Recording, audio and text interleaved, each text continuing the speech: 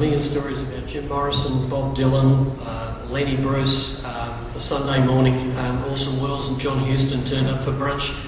But I'm going to give you the opportunity to ask those if you want. This was the hairiest stunt done in 2001 by myself. A lot of people are asking me how the shot is done when I am blown into the emergency air lock, when Hal won't let me back inside the ship. And of course, as you watch the film, I seem to be weightlessly blown right toward you from the back of from the portal of the hatch right toward you, and I bounce around inside as the air is coming in. How that was shot was actually, instead of laterally, it was shot upside down. So I was dropped free fall, two stories, but the camera was down here, and I'm up at least as high as the top of this house, approximately. And I had only one piano wire attached to my crotch, but you couldn't see it because my body was between the camera and my body between the camera and the wire. The wire went outside that little hatch, around to the side, I guess into a pulley, and was woven into a big piece of rope.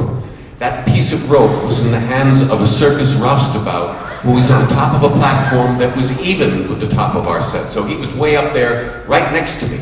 I dove head first toward the camera, free fall, and of course the rope was whipping through his gloved hands.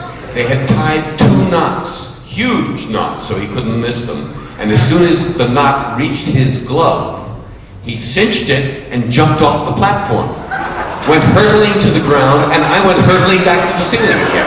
As soon as his feet hit the ground, he let go again, waiting for another knot. And of course, I went hurtling the other way. So that's how you got that back and forth effect, except it was actually this one. That's how that was done.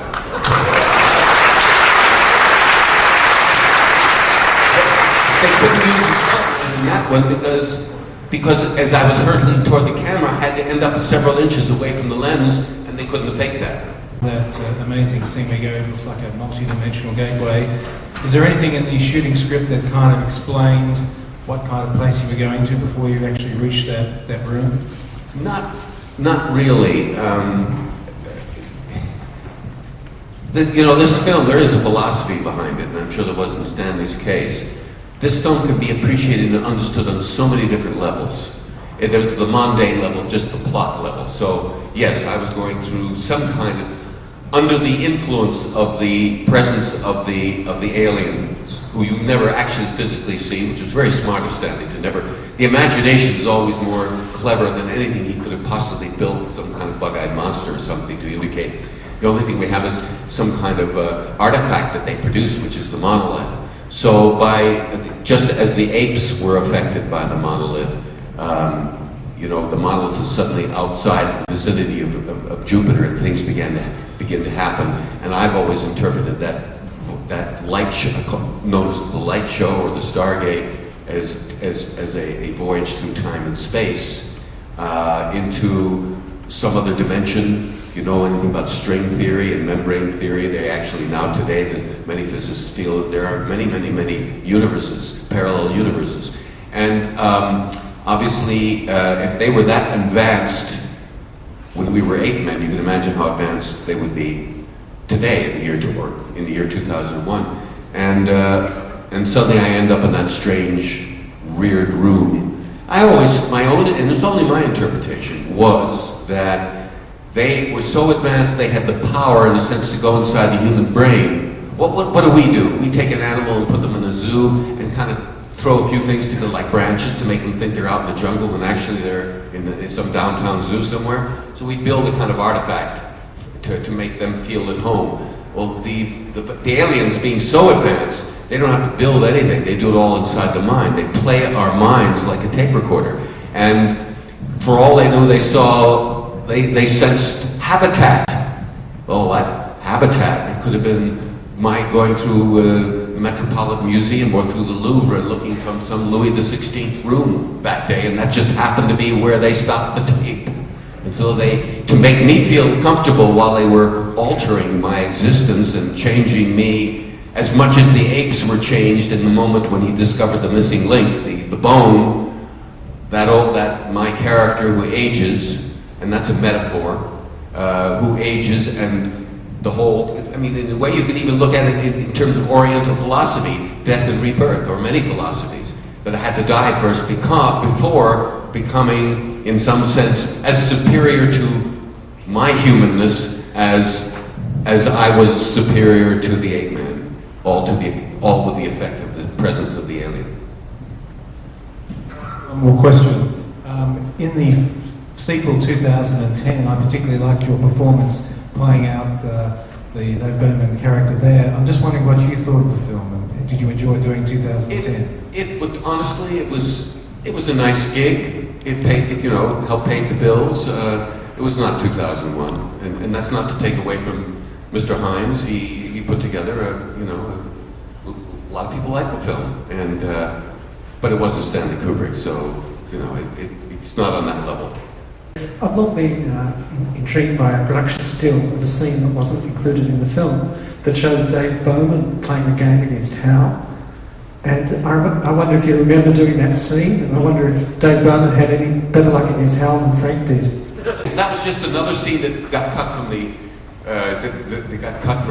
film. I guess they had enough. Gary playing chess was enough. They get the idea that we had the facility to do that kind of thing with Hal. On the documentary that they made of Kubrick, Jack Nicholson referred to the fact that there were 246 walkouts at the premiere in Washington or New York, and Kubrick would have counted every single one of them. I was sitting with my wife, a lady named Stephanie Powers. I've had several wives, but she was the first one. And Stephanie had a pretty funny line about that. At the intermission, Stephanie said, "All I see is diamond tiaras fleeing the theater." But my attitude toward that was that we premiered in Washington, D.C., and I'm not a fellow who's all that fond of politicians. And all I can remember is everybody was there. Remember? I mean, we had a bunch of politicians who are basically used car salesmen who were there watching the premiere with us. So, they really didn't want us to see this great sci-fi picture. What they were interested in is Cary Grant going to show up soon and get Doris Day or something. That's the type of audience that we had that night. And the last question. Okay, just a quick one. How many times do you think you've each seen this movie, and do you still enjoy it? I've seen it a lot. I can't tell you. I've probably seen it all told maybe 20 times, maybe a little bit more, 22, 28. I really can't give you an exact figure, but a lot of times. But I got to tell you, I normally at events like this don't wait around for the film. I usually go elsewhere or go have a cup of coffee and then come back and talk to you the way I'm talking to you now. But I heard that this was a wonderful print, and I said I got to see at least the beginning, and so I sat down on the floor at the back, and I was just going to watch maybe the early part of the Dawn of Man sequence. Well, I was memorized as if you guys have seen one of the best prints I have ever seen this film since it was originally released, and I actually sat there till the Blue Danube section, and I came back toward the end and saw the light show again, and then going to that strange room. But I love seeing this film, and as many of you have expressed to us who have seen this film a great deal, every time you see it, you can find something new.